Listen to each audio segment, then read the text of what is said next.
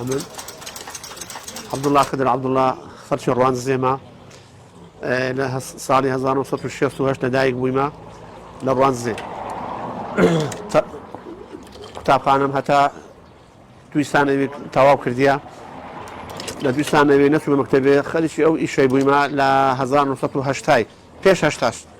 أو إيشم درس بكرديا على قلبا بيشم إيشم كرديا هتا جيشتي ما أورو لانتفاضي ما نبارك ثم ديانا لديانا ثم رانية لرانيهات مهريري نزيد شي سلوسار صالبي أو إشيكم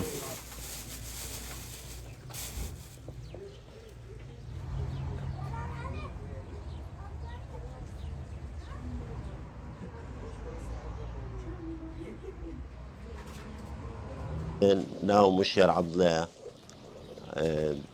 تمام تقريبا سي 6 سال دبي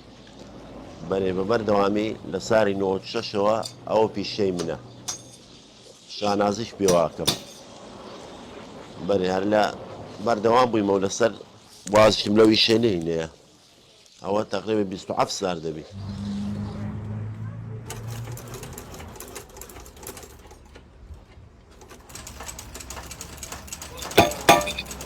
لأنه تسيوا من هات مهريري لهريري مدزبو إشيكر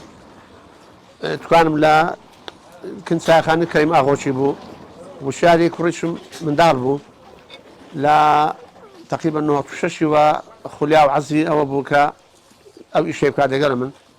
زور زان الروجان هابو بزيم دهشت أو اللي كان إشكر هتا خوي فير كردو على عنك ساعة إشي خوي ومار مدالخو بخير وكابو إشيو خلقكش لا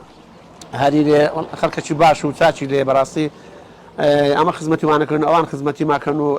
حتى استدرنك عازنا ولا خويا بزار وكو او انا كامن خرشي هذه ما او يوم لياتي براسي